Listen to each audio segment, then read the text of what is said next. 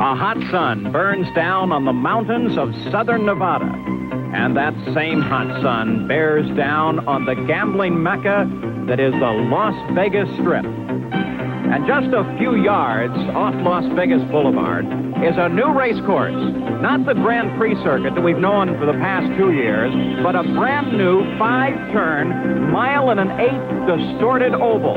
It's the scene today for not the Grand Prix road racers, but the drivers of the Indy cars of kart.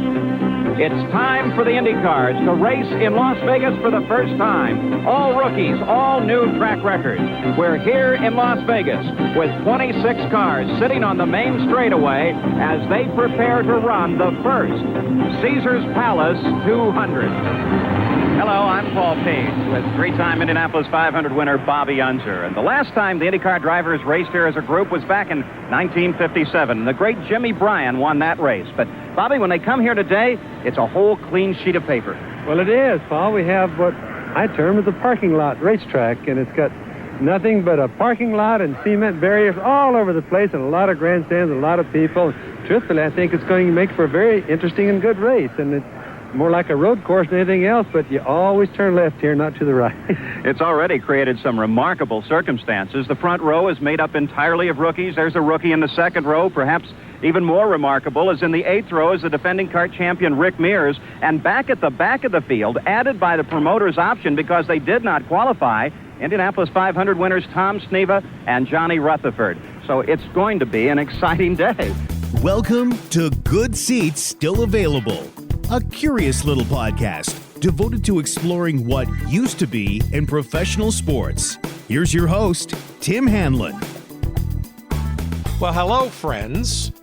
How you doing? We call ourselves Good Seats Still Available, the curious little podcast that is devoted to what used to be in professional sports. And my name is Tim Hanlon. I'm sort of the chief cook and bottle washer around here, otherwise known as various things, but let's call myself this week the Doctor of Defunct, as we investigate various things, teams, leagues, situations, events, and the like in the realm of pro sports that for whatever reasons aren't around anymore. We don't, sometimes the reasons are common, sometimes they're just odd and hard to believe, and oftentimes somewhere nestled in between those two extremes. But we appreciate you finding us, downloading us, putting us in your earbuds, and we know how many choices you have out there in podcast land. God almighty.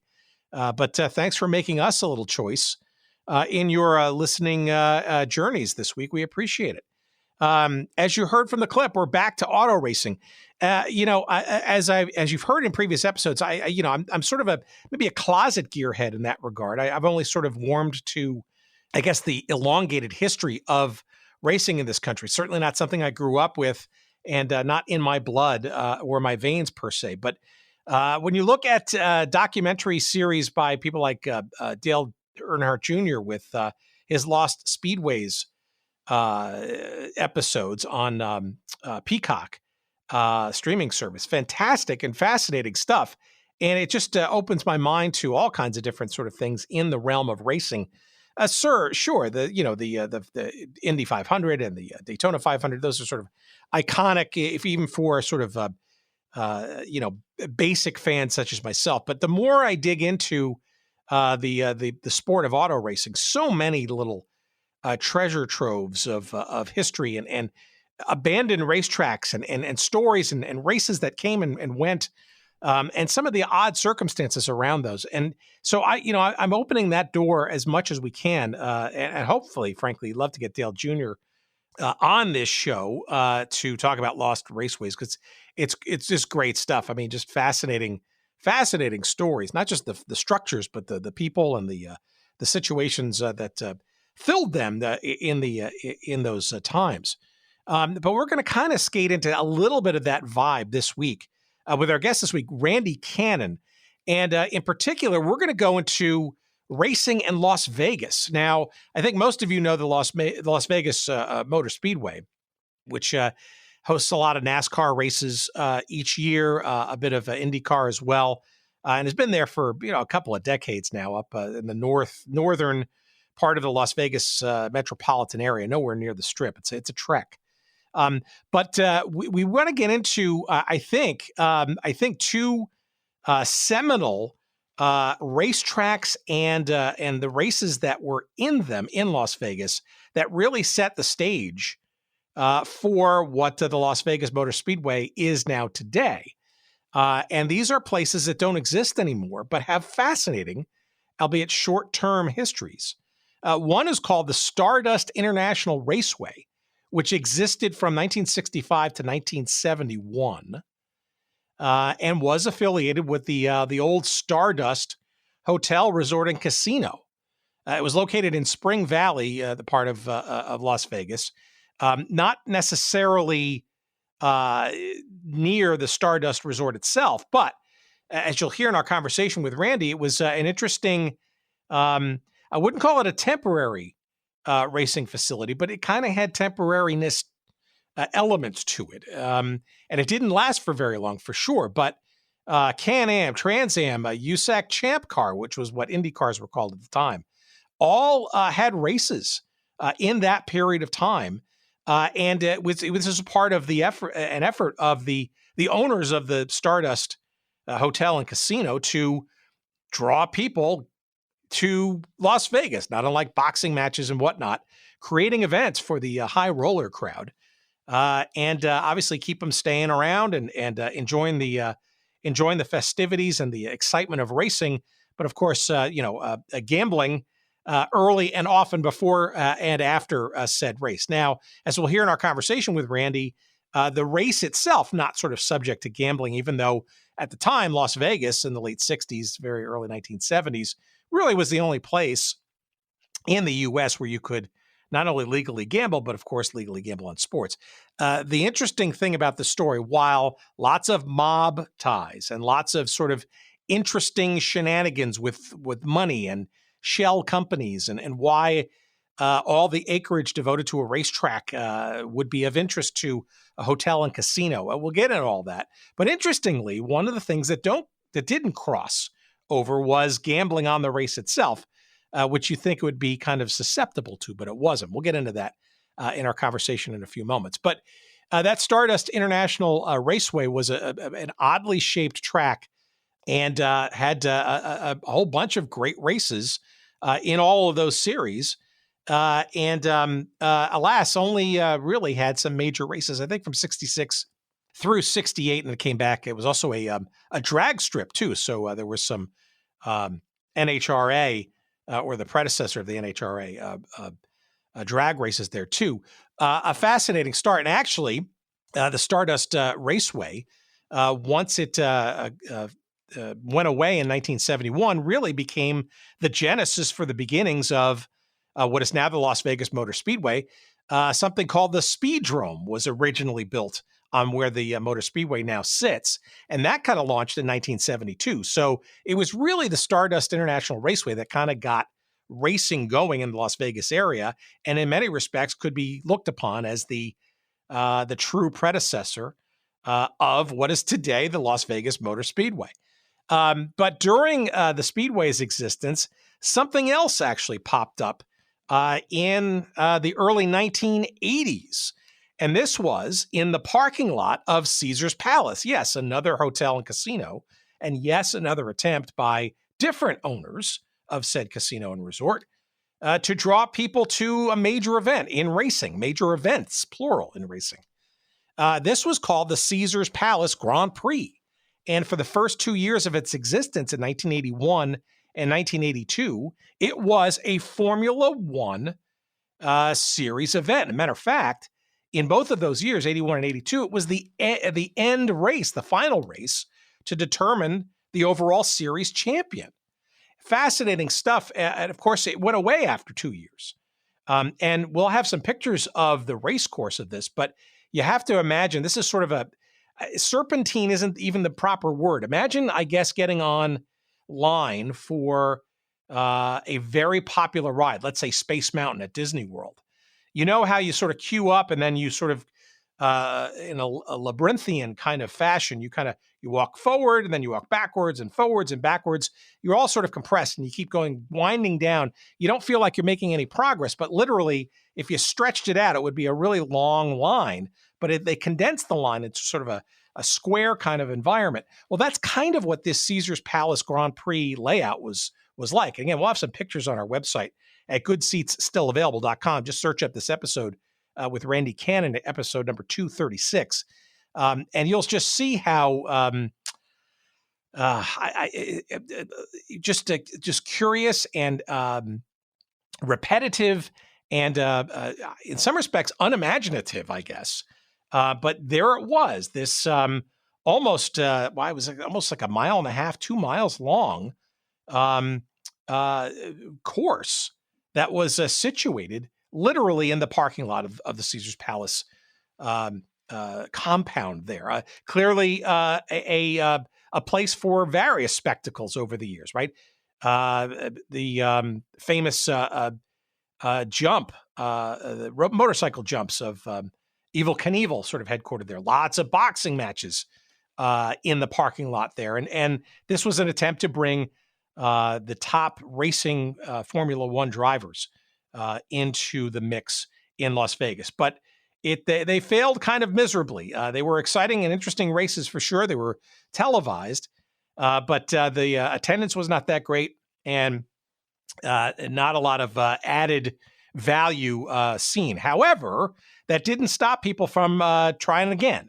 And in 1983 and 1984, you had the Indy cars come to, in a more modified, kind of more road course-like, more oval-esque kind of like approach. Essentially use the name of Grand Prix, the Las Vegas Grand Prix. Actually, I think it was also known as the Las Vegas 200, and it was part of the kart series. Now, if you remember kart from one of our previous episodes, we got extensively into that one with John Orovitz in episode 216, talking about the split, the Indianapolis split between kart and USAC and the Indy Racing League. Well, kart, as you remember, was the place where all the major drivers ultimately went and split from the Indianapolis Motor Speedway setup there. And kart was, for 2 years, racing at Caesars Palace in this new modified startup. And that clip that you just heard was from the 1983 Las Vegas 200, also known as the Las Vegas Grand Prix, although not Formula One anymore. It was kart. That's Paul Page and Bobby Unser setting up the race on NBC Sports World. Yeah, if you remember that, that's sort of their version of ABC's Wide World of Sports, or CBS's Sports Spectacular, the anthology, on October 8th, 1983. And that was actually part of a double header, because the IndyCar race, the kart IndyCar race, won by Mario Andretti, a pretty exciting race, if you look at the footage, was preceded by the Trans Am race, another Trans Am race, won by one Willie T. Ribbs, who you may remember from just this summer, still at it in his advanced age, racing in the SRX circuit with Tony Stewart and friends. Anyway, but I digress. That was the first. That clip was from the first, and then only to be followed by one other kart series race, also in this parking lot, a revised setup there, the Caesars Palace Grand Prix setup. And that's what we're going to get into today. These are all just fascinating parts of what is now, I guess the legacy of Las Vegas and racing. And we get into some fascinating little tidbits about the mob, the racers, why racing in the desert, why Las Vegas, all of that stuff. And frankly, we also get into, will we ever see Formula One again? There have been discussions and thoughts about bringing a Formula One race back to Las Vegas, despite these idiosyncratic attempts earlier, and not to the Las Vegas Motor Speedway, but to the Strip itself, which could be very exciting, but I think pretty daunting in terms of a logistical challenge. We get into all of that stuff. It's endlessly fascinating. I'm not doing it any justice. And if you're not even a racing fan, stick around. I think you're going to find this really fascinating, because Las Vegas, entertainment, gambling, the mob, auto racing, all of it is entwined into this conversation with our guest this week, Randy Cannon. By the way, the author of 2 great books about both of the Caesars Palace Grand Prix and the Stardust International Raceway. You will enjoy it for sure. Stick around.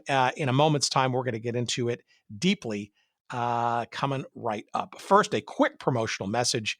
Please, let's thank our good friend out in San Diego. His name is Dean Mitchell, and his site is called sportshistorycollectibles.com. As you probably know by now, if you haven't checked him out, if you're literally looking for thousands of one-of-a-kind sports history collectibles, that's programs, yearbooks, guides, media guides, magazines, caps, pennants, replica stadiums, postcards, ticket stubs, jerseys, mugs, and more, all the memorabilia you could ever want from all kinds of leagues and teams, from sports that are no longer with us. That includes racing, auto racing for sure, but things like hockey and football and baseball and soccer and basketball, Olympics, tennis, all kinds of stuff. It's just a treasure trove, and they're extremely well photographed, so you know what you're going to get. They're attractively priced. There's no bidding. It's a set pricing, and there's new inventory coming online all the time. Check them out at sportshistorycollectibles.com. And when you find that item or items that you just can't not live without, please use the promo code that saves you 15% on all of your purchases. And that code is Good Seats. Good Seats. That's the promo code at sportshistorycollectibles.com for 15% off all of your purchases. Thank you to Dean and his pals out in San Diego for the sponsorship of the show. We love the site. We love the stuff. We know you will too. And hopefully you'll love this episode coming right up. Here it is. Here's our conversation. We talk about Caesars Palace's various Grand Prix, as well as the, elemental Stardust International Raceway, the progenitor, if you will, the originator, if you will, of of what now exists as the Las Vegas Motor Speedway. Without it, the Motor Speedway of today would not exist. And we're going to get into why. Right now, here's our chat with Randy Cannon that we had just last week. Please, as always, enjoy.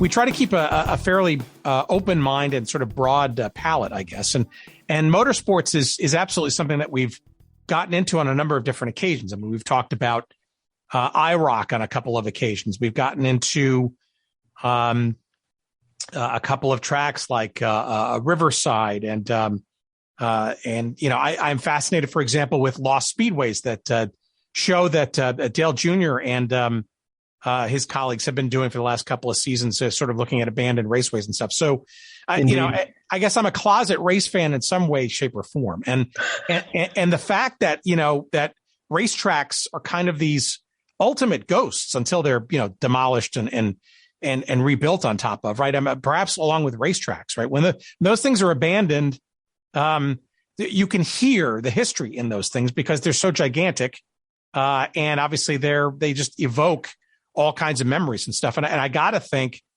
that perhaps some of your earliest interest in this sort of genre perhaps is around some of those maybe abandoned memories, but I'm presuming. Very much so. It actually, writing Stardust and in turn Caesars started from memories. I grew up in the Las Vegas Valley before I moved away, and as I was helping a friend push out information on one of his motorsports projects, kind of rekindled my recollections of Stardust International Raceway in the mid to late 60s in the Las Vegas Valley. And it was from those memories of having attended races as a preteen. And so that was really the point of origin of the Stardust book and somewhat in turn Caesars Palace Grand Prix. Okay, so do you give our audience a bit of a sense of your background? I mean, are you a journalist or a writer by trade, or is this more of a passion project or a series of projects? Because I mean, I will tell our audience that these books that we'll heavily promote at the beginning and the end of the episode are just exhaustively researched and just chock full of all kinds of information and stuff. If it's a passion project, boy, oh boy, I wonder what you excluded from the rest of your life.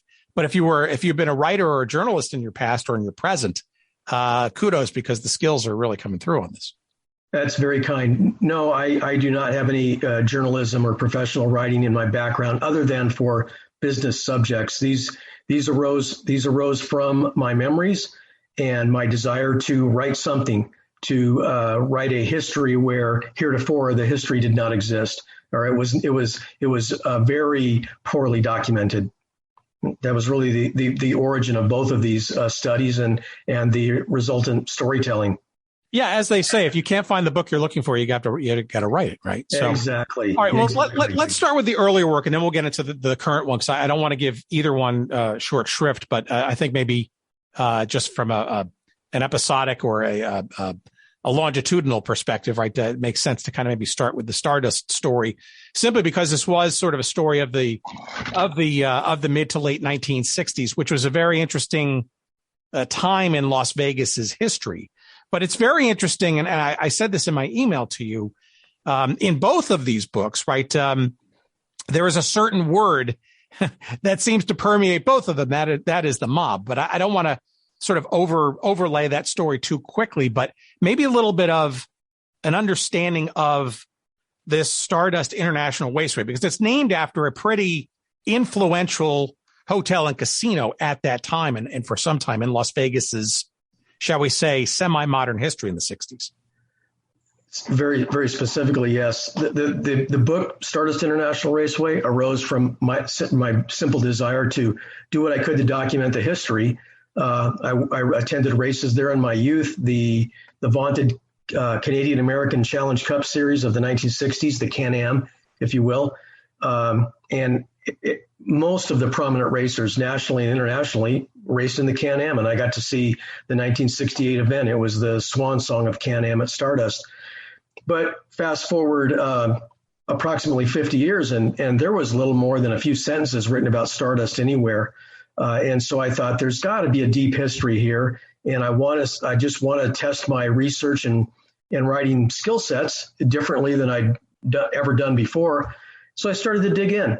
And like a lot of these stories, I started to follow the property, and I started to follow the money and learn about the relationships kind of behind the scenes, behind the curtain. And Stardust International Raceway turned into a fascinating Las Vegas story. And it became Motorsports Meets the Mob in Vegas. And once the mob is engaged, the trail inevitably leads to offshore Swiss and Bahamian bank accounts, and that's kind of how the story worked. So it was a lot of fun. I knew of Las Vegas Motor Speedway, and but I thought, what came before that? Stardust was certainly existed, and I found out what came before Stardust. And so it became this Stardust story is basically the origin story of Las Vegas Motor Speedway as one connects the dots forward. Yeah, well, for our audience and for those who are like not NASCAR junkies or other motorsports, the Las Vegas Motor Speedway actually got its start as something known as the Speedrome back in 1972. But that actually was just relatively a short time after the coming and going of the 6 or 7 years of this Stardust International Raceway. So it's very interesting. And I wonder at some point, perhaps if there is a linkage historically, either at the current track or perhaps maybe there's a case to be made for it. But what was it about Stardust that kind of, I mean, it almost seems, again, you are more the professional on this story than I am. It almost seems though this was a confluence of things, right? Gambling, Las Vegas, certainly becoming a modern, adult playground after a very interesting start a decade or two prior, if you will. But also sort of the popularity of racing and trying to establish some, beacons of racing in the West, right? Which was, historically, we've seen it in Southern California and various other places.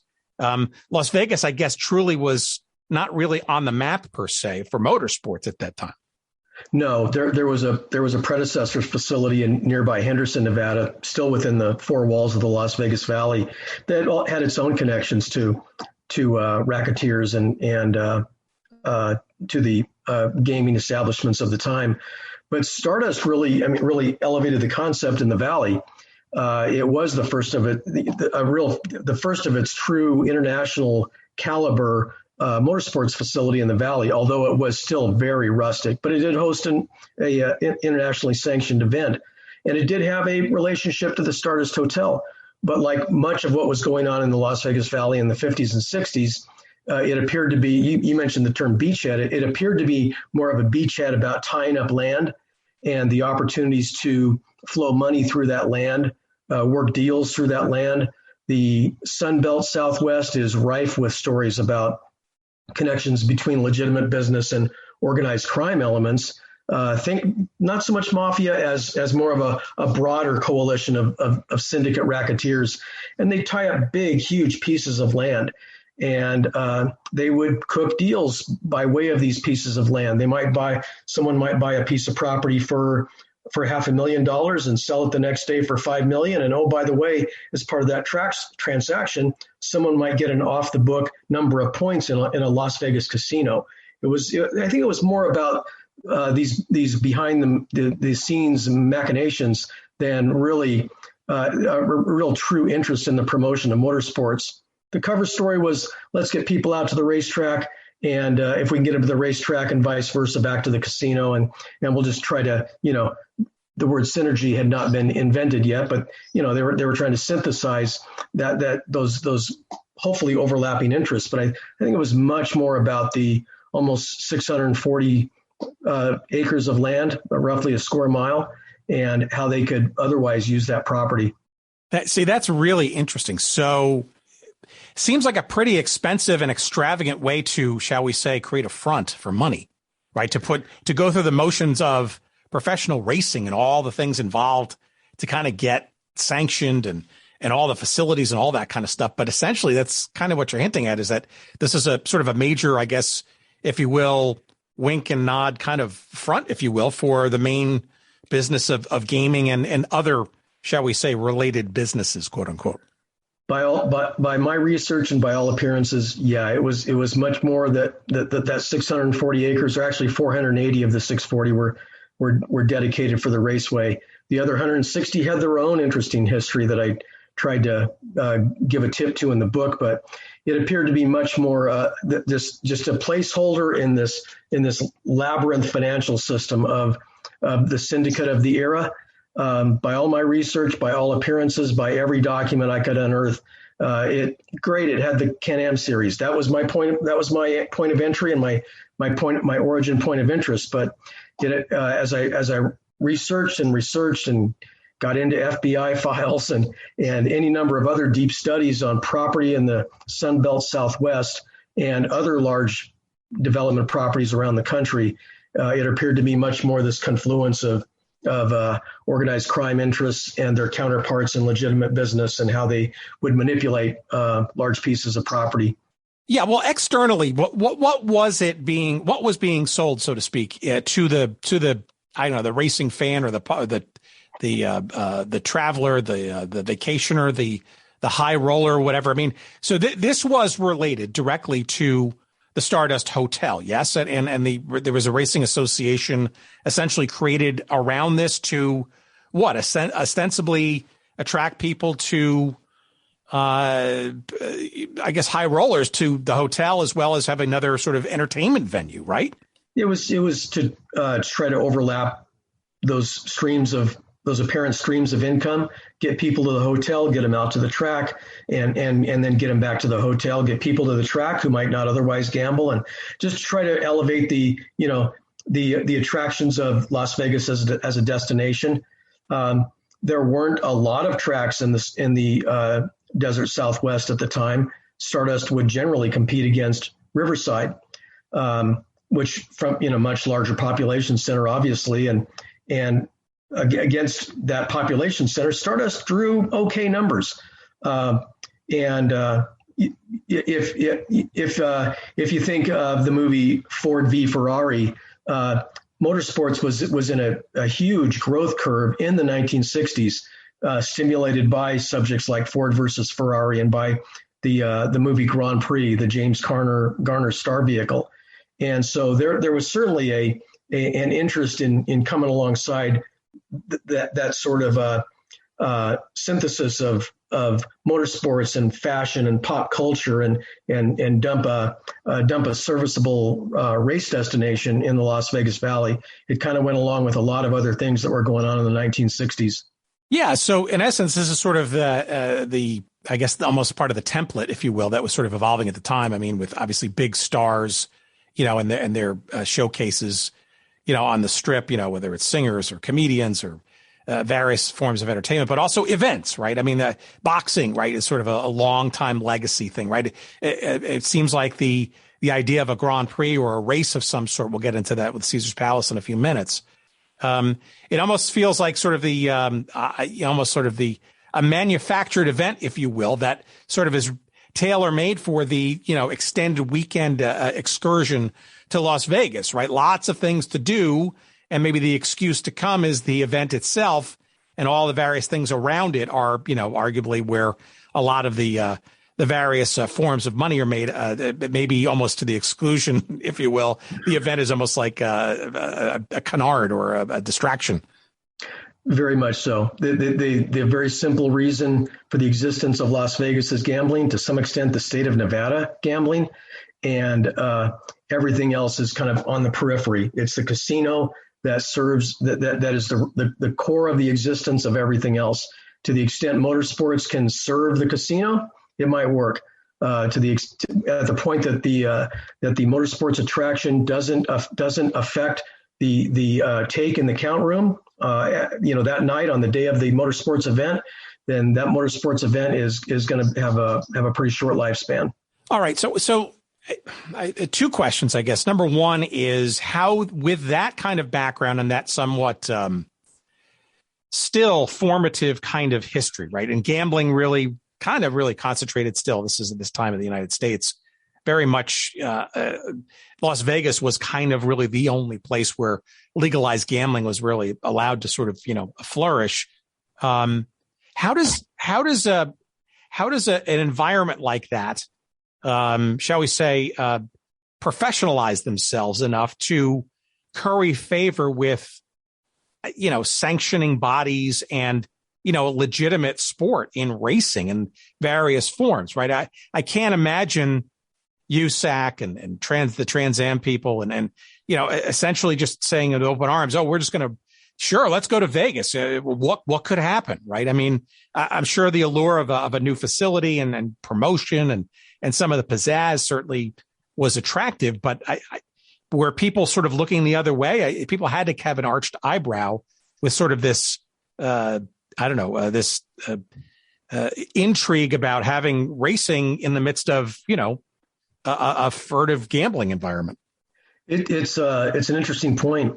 If one thinks of how long it took stick and ball sports to enter the Las Vegas market at the premier professional level, it was in the course of riding Stardust that the Golden Knights and the Raiders announced their intentions to play in Las Vegas. But before that point, there'd never been a premier level sport of any type other than these motorsports ventures that raced at Stardust. And the first event I documented in the Stardust book was the 1954 AAA championship event at an old thoroughbred track, roughly near where the Las Vegas Convention Center is. And the op-ed pieces around the country expressed a lot of concern about this, the vaunted Indianapolis 500 based AAA championship series racing in Las Vegas, and what the prospects might be for a driver throwing the race, being influenced by the book, if you will,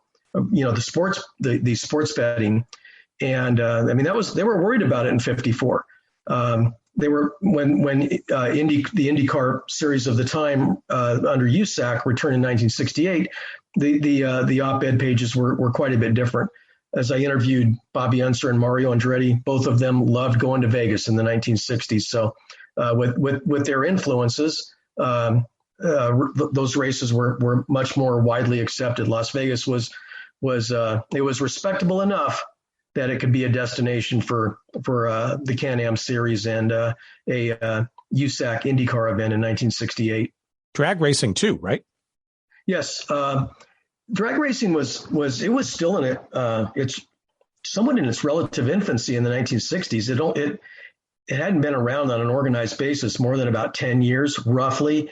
And there were only I believe, 4 NHRA national events that occurred all year long, contrast to, the pre-pandemic, at least there were probably 18 to 20 national events, something like that. And the events that raced at Stardust were called, they weren't an NHRA national event. Again, there were only 4 of those. They were called an NHRA National Open. And it would attract a pretty good national level category of drivers to come to, and Las Vegas was probably the draw. But Las Vegas benefited from its proximity to Southern California, which was really the hotbed of drag racing in the 1960s. So there was kind of a natural confluence there. How was the racing itself? Maybe a little bit of your personal memories of it too. What did one see that in your mind's eye that you can remember when one approached and went into this facility? I can't imagine it was, shall we say, exuding a feeling of permanence in terms of stands or was it? And it just sort of came and went after 5 or 6 years. I mean, was it almost kind of makeshift and sort of what was it like sort of in the arena, so to speak? And what would you sort of characterize both from memory as well as research, the quality of the racing itself? The property itself was very rustic, gravel pit type of lay of the land. The facilities were primitive. It was a drag strip and a ribbon asphalt of road course that connected both ends of the drag strip. The stands, there were some grandstands. They were kind of primitive, rustic grandstands, but they could be towed around the strip.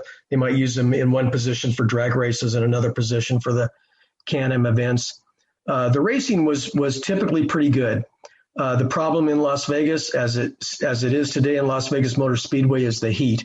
There was a NHRA Division 7 event there for a couple of years, and they tried to run it late afternoon and into the evening, but it was one of those classic Las Vegas days where the temperature at 8 o'clock at night was, when they were still trying to race, was probably still over 110 degrees.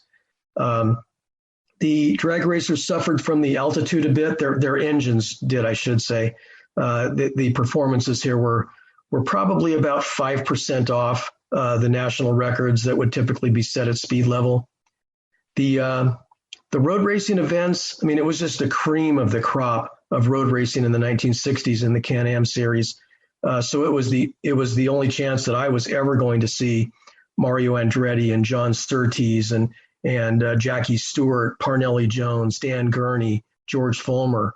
The list goes on. At the Can-Am event I went to, it was a bit windy that day. So all of this unimproved gravel land around the racetrack it kicked up into dust. Dust would start to blow across the paved surface of the course. It was a pretty racy course. Mario Andretti actually liked it. In hindsight, he wished that the Caesars Palace Grand Prix could have been run at Stardust, much better track. But it was very rustic. It was I can contrast it with photographs of Riverside, which is in kind of the grassy, tree-lined Southlands of California, and there was just no contest in terms of which was a more amenable race destination. Temperature, the surface of the runoffs around the track, everything was difficult at Stardust. Get off the pavement and a racer would be out in the gravel in a hurry.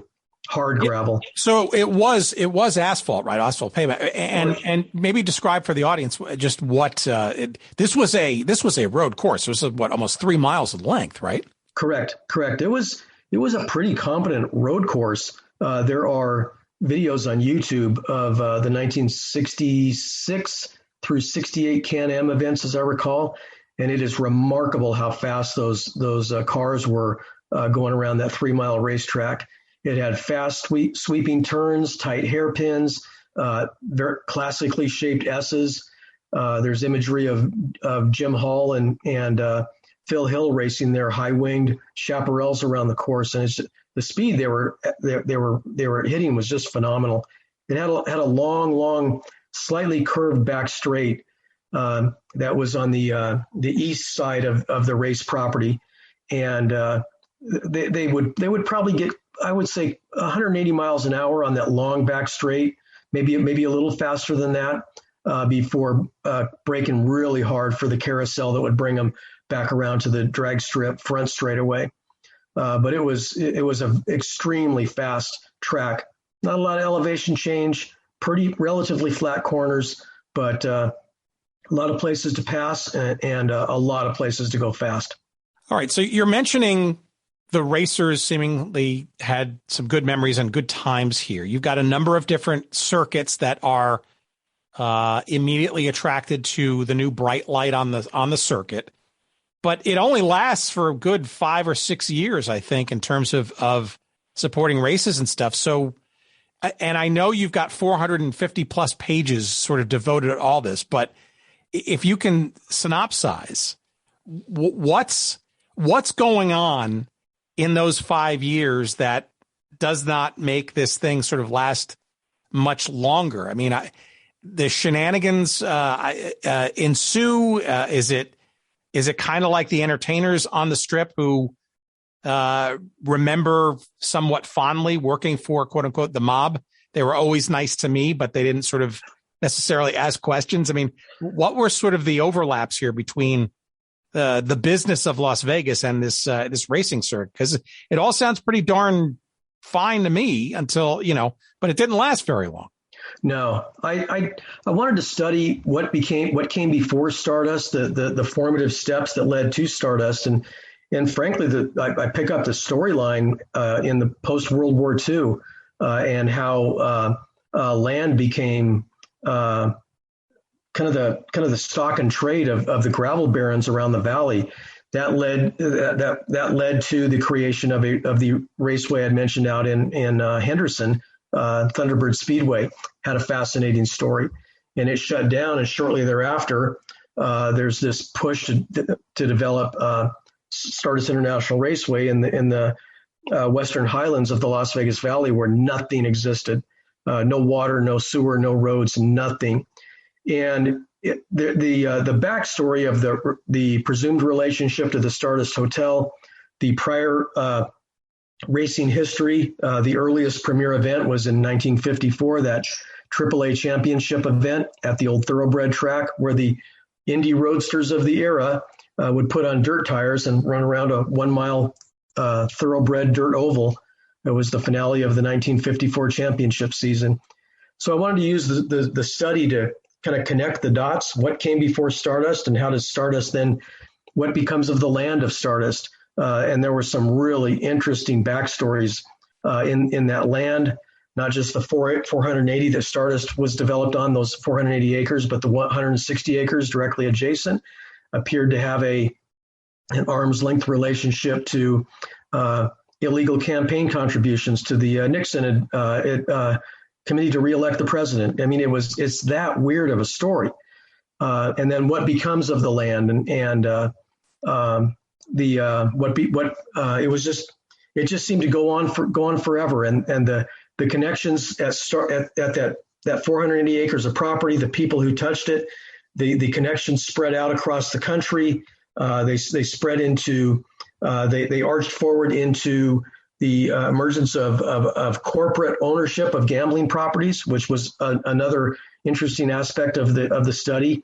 The Stardust property was acquired by one of these very early gambling corporations, and so it's a blip in time. The raceway itself, it ran from 65 to late fall of 65 to January of 69, then shut down for about a year and a half, and then reemerged to run for a couple more years, drag racing only. But the tentacles that spread out from this property, the backstory and the connecting of the dots to lead up to Stardust, and then what was behind the disposition of that property post raceway, and what were the fingers that were involved in the property itself and its disposition. Just fascinating backstory all the way. Where did the prize money come from?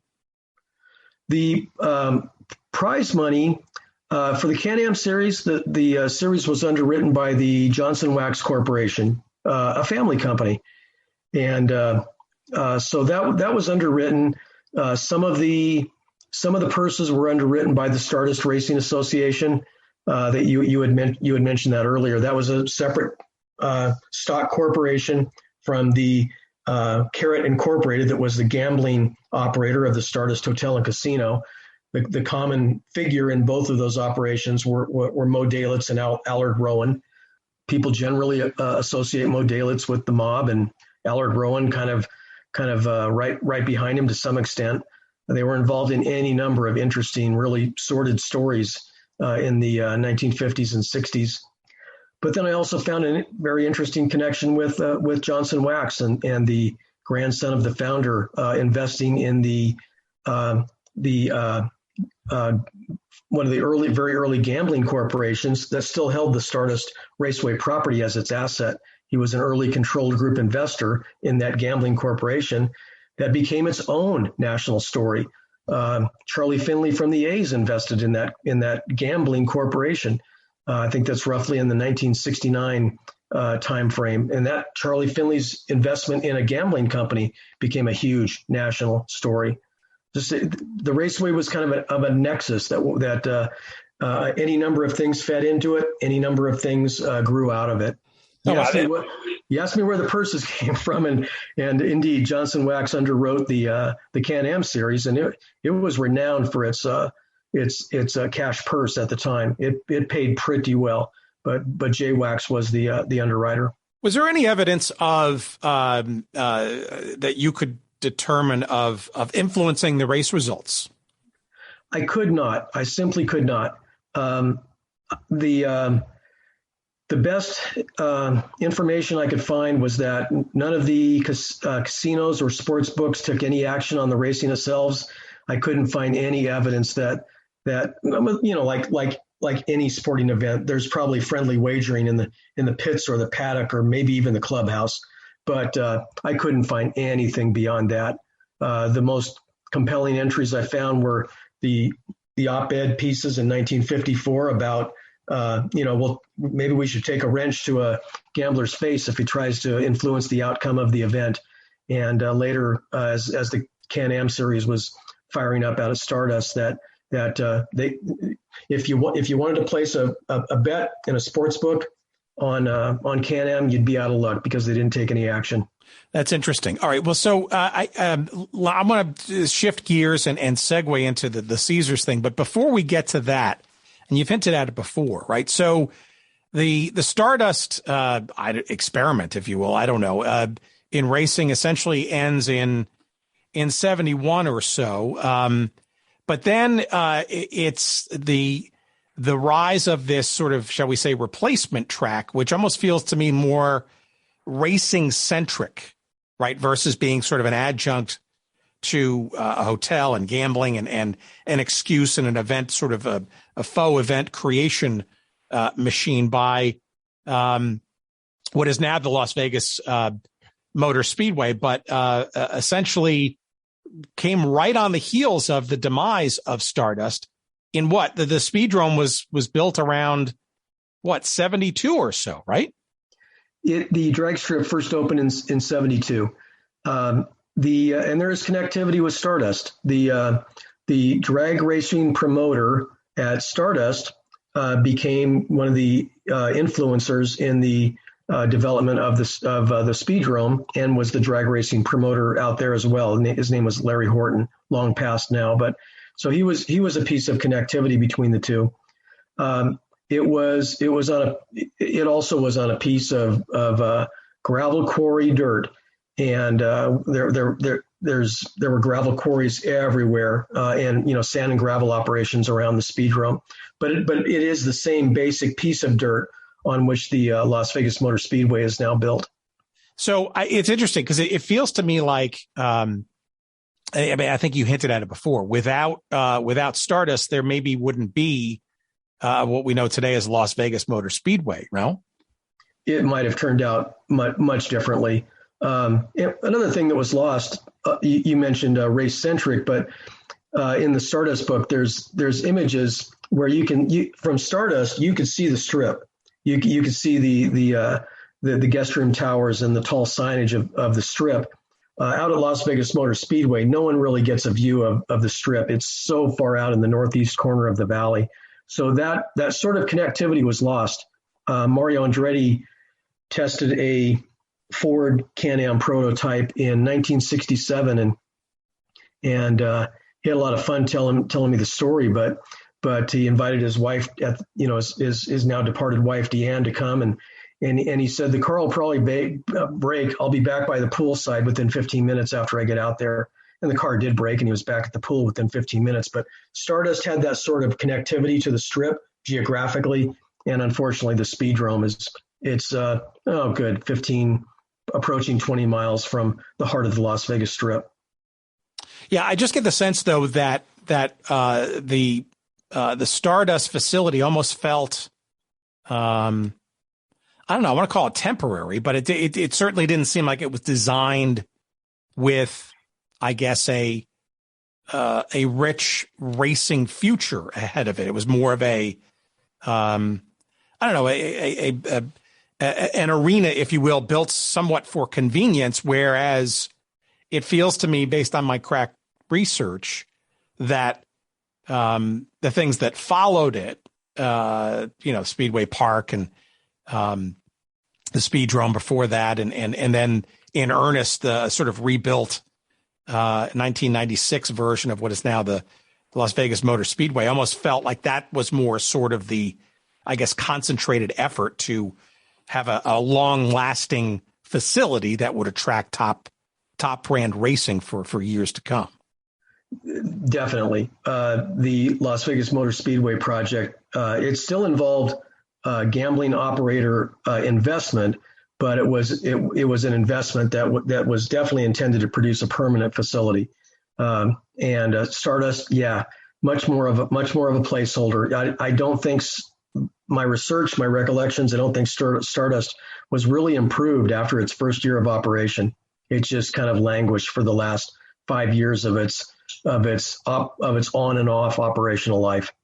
Okay, that's which then now makes your current book and your current obsession, the Caesars Palace Grand Prix of the early 1980s, that much more intriguing, at least to me. Now, again, in the title of that book, right, the term organized crime shows up, right? All right. So there's clearly a theme there. But I mean, we've just now described sort of the origin story of I guess, sort of top tier racing in the form of this Stardust facility and what it ultimately somewhat begot, which was the Las Vegas Motor Speedway that exists today. But now here we go back again to a much more, I guess the word I'm looking for is blatant connection, if you will, at least in name, and certainly it seems in ties as well. Here we go again. We've got another gambling-related hotel taking a stab at creating another event-like environment around racing in the form of this thing called the Caesars Palace Grand Prix. So how about the origin story of that? Late 70s, early 80s. This was a thing that ran for a few years, starting in 1981. What's sort of the backstory of this? And I guess I'll just throw it out. When did Evel Knievel do his famous first jump of the fountains? Was that in 69? What was that? 67. Okay. So pretty sure it was 67. So Caesars Palace had for at least a decade or two become almost synonymous with sort of these Showtime events of some sort. And this almost seems like an ultimate expression of that. To some extent, I would agree. They've been promoting the just premier class heavyweight boxing matches. Muhammad Ali, Sugar Ray Leonard, Thomas Hearns were on the Caesars campus. I'm sorry, but you say campus, you see parking lot, right? I mean, it was just like they would build temporary stadia in these parking lots, right? Correct. More to the west behind the resort than over in the parking area for the boxing events. But they had brand name concerts and they had Jimmy Connors tennis matches there, and it was really it was kind of the recreational I'm going to use the term genius. He tried what a lot of people had never tried before, and that was Clifford Pearlman. His company acquired Caesar's Palace in 1969. A lot of backstory there, and he was the person who basically greenlighted the Grand Prix concept, and he became the point of connectivity to the organized crime syndicate in name and in apparent deed, allegedly. You have to use that word a lot in the book, and but when I was casting about for what to write next after Stardust, and Mario Andretti and I had talked about the Caesar's Palace Grand Prix when I was interviewed him for Stardust, and I hadn't thought much about the Grand Prix until Niki Lauda died a few years ago, and I remembered Niki racing at the 82 Grand Prix, and started bumping around on that subject a bit, and I still had my 81 Grand Prix program, and I opened it up, and there's Clifford Pearlman, the first picture in the program, and I thought, wait a minute, Clifford Pearlman, wasn't his name mentioned on the Abscam tapes? If you remember that. Sure. Yeah. And so I thought, oh man, I think this might be the next book. And so that became a really intricate piece of study. And here I've got Clifford Pearlman in the program. I've got him on the podium. I've got him in the paddock. He's a big creational force in the development of this Grand Prix. He wasn't the only force in the development of it, but he's also he and Caesar's Palace are doing property deals with the alleged number 2 in the National Organized Crime Syndicate, and so it just those sorts of connections could not be excused away. So he's in any number of photos depicting the event, and he was just a constant thread through the 1970s into the early 80s with the Securities and Exchange Commission, and how he acquired the hotel, how his little Lums Incorporated hot dog stand company acquired Caesar's Palace and Caesar's World in the first place, and it was Caesar's World the operating company, and then how the stock of the company was managed from that point, and how these deals were cultivated with people with whom, as a gambling operator, he should not be getting into deals with, but he did. And it's a heck of a piece of backstory to the Caesar's Palace Grand Prix. All right, so what is the Caesar's Palace Grand Prix? This is an event that essentially sort of comes out of, I don't want to say nowhere, but I mean, this is a circuit that, I guess Watkins Glen was sort of on the circuit for a period of time. Long Beach, very popular. But all of a sudden, I don't know how this sort of pops up, but in 1981, Las Vegas somehow makes a run for getting onto the Formula One circuit. Yes, and you mentioned Watkins Glen and Long Beach. They both influenced this outcome, and probably the biggest influencer in that was Bernie Ecclestone. He was the owner of the Brabham Formula One team. He was also the preeminent of the Formula One Constructors Association, and he effectively controlled the sport. He sold the commercial rights to the sport, and just in the last 3 years or so, he ran herd over the sport for about 40 years, roughly, maybe 45 years. Watkins Glen was kind of a fan favorite, but they weren't improving their facilities in the way he wanted to see them improved. And so the last U.S. Grand Prix at Watkins Glen was in 1980. He was influential in the approval of the Long Beach Grand Prix that was masterminded by Chris Pook. But then fairly early in the lifeline of the Long Beach Grand Prix as a Formula One event, there's rumblings about an event. Maybe there'll be some interest in an event happening in Las Vegas. Bernie Ecclestone loved Las Vegas. He was well known as an avid gambler, high stakes gambler. one of his passions and proclivities in his life. And so he was one of the points of origin of it coming to Las Vegas. And what better place to have it than Caesar's Palace? In that regard, it's kind of a corollary to the Monaco Grand Prix, where there is also gambling resorts in the Principality there. And Bernie Ecclestone at the time, he envisioned Formula One racing through the large metropolitan skylines of America, and Las Vegas was one of those that he had envisioned. And Formula One still envisions a return to Las Vegas it hasn't been here since 1982. Yeah, that's interesting. That's literally been sort of floated ever, and I guess since now that Liberty Media took over Formula One, there's a talk about doing it literally right down the strip. A little hard to imagine. It has and in fact, the Caesar's Palace Grand Prix at one point was designed to run down a quarter-mile stretch of Las Vegas Boulevard in front of Caesar's Palace. The strip, however, is still U.S. Route 91. And so there's federal government approvals that will add a layer of bureaucracy to that effort. There was also a fairly well publicized effort to have a Formula One event here in 1996. In fact, a 2-page spread appeared in the program of the 95 Indy 500, and it depicted a pretty dramatic course running down the Las Vegas Strip and around the grounds of the MGM, and it just fizzled. It did not happen, and it kind of led to any number of overtures to bring Formula One back, none of which have obviously borne fruit to this point.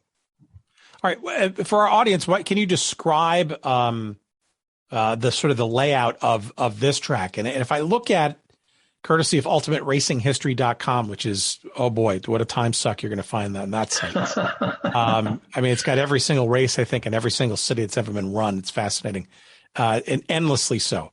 But it looks to me like literally this facility existed 1, 2, 3, 4 weekends, really, in 81, 82, 83, and 84. So it feels to me, and I'm guessing it was, very temporary, again, in nature, sounds familiar, but certainly the layout of this track, at least the first 2 years, was for Formula One, right? Correct. I guess 2 questions in there. Number one, can you describe sort of what this parking lot based setup looked like, and how it sort of ran? And then number 2, what was it about this race that endeared it to Formula One, but then somehow didn't within a span of 2 years? It's a very interesting study, definitely. The track, the popular culture on the track is that it was run through a parking lot.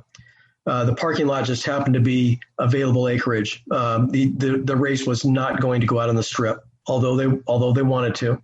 And so the parking lot itself, which was still free ground level parking, provided some acreage. There was also fallow dirt immediately to the north that was owned by the Summa Corporation, the successor company to the Howard Hughes Tool Company after Hughes passed on. And so Caesar struck a short-term lease with Summa for that property every year. It remained fallow until 5 years or so after the last Grand Prix event. But then Formula One has some pretty rigid specifications for the asphalt systems upon which these 700 horsepower machines at the time are going to race. And so as the track was designed, and the track design was kind of a consortium of Formula One, Chris Pook, the Long Beach Grand Prix Corporation, who was effectively the producer of the Caesar's Palace, at least the first 3 Caesar's Palace Grand Prix events, and Anthony Marnell, architect, who was also the designer and joint venture constructor of the 27-story Fantasy Tower on the north side of the Caesars campus. So they put together this layout, kind of a big oval loop around the conjoined properties, and then at turn 1, it would turn into the infield for a series of kind of a ribbon candy series of finger-shaped turns, and then back out onto a long straight on the north side, a long straight on the west side, and then rejoin the front straight on the south side of the property. It's a pretty famously maligned circuit layout, probably the most hotly debated Formula One venue that's ever raced. And it doesn't look like any other Formula One track anywhere. But contrary to popular culture, it was not raced on parking lot asphalt. Everything was excavated out and replaced with Formula One specification asphalt sections. Interesting, but it did get a reputation very quickly as being among the perhaps worst Formula One circuits. I'm guessing it's because, well, what was it? I mean, if you see the visual as I'm looking at it right now, I mean, it's a very, it's hard to describe. It almost looks like, it looks somewhat repetitive. I guess, being charitable. I'm guessing it was relatively, if not completely flat. And even despite it not being in the parking lot, but being sort of made to its specifications, I got to think the heat and or the dust and or whatever, I think it didn't make for necessarily a great package, because it also wasn't a stadium per se, right? It was or a sort of a racing facility. It was sort of not unlike creating an artificial boxing ring for the event and then taking it down. Looks like it was very temporary for those weekends. You make a good analogy, because, they erected temporary boxing rings in the back. They had to comply with WBA and WBC specifications, and then on Monday they tear them down. And that's pretty much what they did with the Caesars Palace Grand Prix for 4 years running. They'd race through Sunday, and then, at least for the first 3 years, the Long Beach Grand Prix Association would tear down the facilities and restore the parking system and take down all the fences, the tire barriers, on and on and on. It was probably all gone, just like a pop-up carnival, probably all gone within 2 days. So what takes its place? I mean, how does F1 sort of say thanks but no thanks? And I guess it looks like CART came in for the 2 years after that to kind of pick up the slack and adopt this facility for their circuit. Correct. Interestingly, I believe it was in '82. Might have been. This thing really, there was supposed to be a 1980 Caesars Palace Grand Prix that didn't happen. It's a pretty fascinating back and forth in chapter 8 of the book. But even in chapter 9, when the 81 event did happen, there was already overtures with IndyCar.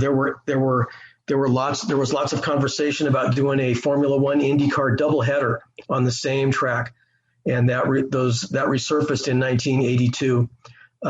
Ultimately, the Grand Prix exercise came down to money. It didn't favorably influence the count room take at the end of the night.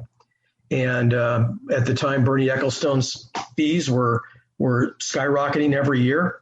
I think that's fair to say. And so the equation simply did not pencil by the end of '82. I don't remember the duration of the contract offhand that Formula One struck. And Bernie's organization, FOCA, struck with Caesars Palace, but it was probably a traditional 5-year agreement, lasted 2 years. Enter IndyCar for certain, and they carried it for '83 and '84, and then pretty much the same thing happened. It's not setting any gargantuan attendance records. The other properties on the Strip are not supporting it. Anybody who goes to the event has to walk through the Caesars Palace Casino to get anywhere. So the other operators are not real thrilled about offering junket packages to their gamblers, and so the event just could not continue beyond what it was. There were certainly efforts in the press for a 1985 IndyCar Caesars Palace Grand Prix. It went nowhere, and that event, the Caesars Palace season-ending event, oddly enough, transitioned to an IndyCar event in Miami. Kind of pointed up a lot of symmetry between Las Vegas and Miami in this storyline. This also speaks to, I guess, sort of the battle of the circuits, right? Because all the while, you've got now, this is sort of the second foray, if you will, into whether you want to call it road course or Formula One or kart or Can-Am or Trans Am. And I see Willie T. Ribbs, one of the Trans Am events. Willie T. Ribbs still going at it, by the way, in the recently completed or the first season of that circuit that Tony Stewart put together, the short tracks with those did sort extremely of cart, well. Yeah, the CART 2.0 kind of thing, which is, it's just great to see him still out and about and just, and sticking it to everybody out there. But I digress a bit. But I guess where I'm going is that all the while you had NASCAR kind of moving right along, shall we say, just up the highway there at was now then known as the Las Vegas Motor Speedway, right? So I guess I'm wondering sort of aloud, was this really kind of, why do you think these longer and I guess more rarefied, forms of racing versus the more stock car oriented version of NASCAR? Why do you think there's been so many fits and starts, and will it ever have a future again in Las Vegas, given the stability of the Vegas Speedway and NASCAR all these years? It's a really interesting question. I don't know that there's easy answers, but for that matter, you mentioned Willie Ribbs. There was a NASCAR event, a Winston West NASCAR event at the 1984 Caesars Palace Grand Prix, I believe, a counterpart to the IndyCar event. After 84, there was kind of a vacuum here in the Valley. These were not penciling. These events did not pencil to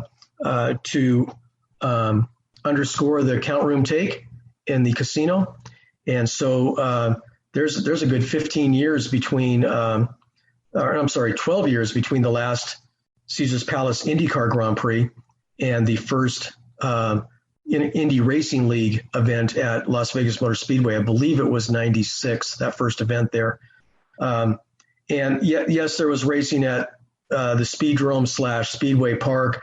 It was never premier level racing. It was never NHRA National or IndyCar or NASCAR Winston Cup. It was always a B or a C tier event. And it kind of points up the difficulties of bringing these peripheral attractions into this valley. If they don't fatten up the count room take, it's going to be really difficult for them to stay. Las Vegas in 2021, it's a much more evolved metropolis. It's a much more evolved gambling, entertainment destination economy. In the 80s and 90s, it was still learning and growing and trying to perfect that synthesis of gambling and hospitality and experiential entertainment. So, but you say it sounds like you feel there's a chance still, right? Especially now, given the seemingly almost overnight embrace now of professional sports in Las Vegas, where just a couple of years ago and a Supreme Court case ago, there was a sort of an arm's length relationship with Las Vegas. And now all of a sudden it seems to be sort of a warm, loving, and seemingly unlimited business proposition future together. Cue the pictures of Mark Davis at the slot machines. Right. It's fascinating. Yeah, with the Vegas Golden Knights and the Las Vegas Raiders, I said, I'll believe it when I see it. Now I have seen it. Formula One, I just don't know that it can run on the Las Vegas Strip. I'll believe it when I see it. But obviously, I've been wrong twice now in Major League Professional Sports, and the money that is engaged in Formula One as a global brand. Maybe it can do things that the operators of the 80s and the 90s just could not get done. And maybe it'll be something like the synthesis of a big convention like CES or something like that that'll finally cause it to tip, and people will literally see Formula One on the Strip. All right. So where do you, I guess, sort of to wrap up, I asked this question of a lot of, when we talk about teams and leagues or something that come and go, and there are various halls of fame and those kinds of things. But I think what you've described in great detail in both of these books, and I'll let you promote them in a second. What is the legacy of these two races, and let's call them facilities for, maybe with a small case letter F, because it's clear that, without these efforts, right, we wouldn't be having this conversation about the potential of racing down the strip again in a Formula One setting. But it almost feels to me like Las Vegas Motor Speedway wouldn't even exist without, say, the Stardust adventure in the 60s. I guess the point is that these are parts of the Las Vegas racing fabric, right, that shouldn't be forgotten, because without them, we wouldn't sort of even have these, we wouldn't be having this conversation today. Very definitely. The Stardust International Raceway will always be remembered for the hugely popular, lavishly praised, and long-forgotten Can-Am Series, the Canadian American Challenge Cup, the cream of the crop, nationally, internationally raced that event. And Stardust hosted it for the finale event for the first 3 years and decided the champion. So I think that's the true motorsports legacy of Stardust. The Caesars Palace Grand Prix was the first host resort luxury branded naming of a Formula One event, as opposed to Long Beach Grand Prix or the U.S. Grand Prix at Watkins Glen. It was named for the host resort, which I thought was extremely clever and revolutionary for the time. The Caesars Palace Grand Prix brought Formula One to the proximity of the Las Vegas Strip. Turn one was just a few yards from the pavement of the most famous boulevard in the Western United States. So I think there's legacy there. And the 83 and 84 events transitioned to kart IndyCar, but that brought the IndyCar series back to the Las Vegas Valley for the first time in 15 years since Stardust. And it returned, those events also returned Mario Andretti to Las Vegas to race once again. I like that as a legacy piece also. And yes, who knows what Las Vegas Motor Speedway, if there would be a motor speedway, if these earlier formative efforts at these premier level motorsports had never happened. There was an effort to get to run Formula One at Las Vegas Motor Speedway, apparently, at one point. So, there's definitely connective tissue between these books and these facilities, and they did bring extremely prominent racing to the Las Vegas Valley, and I love them for that. They're otherwise part of Las Vegas lore, organized crime, and the names behind it, and it's one of the foundations of this valley. People still love to, reminisce about Bugsy Siegel in the good old days.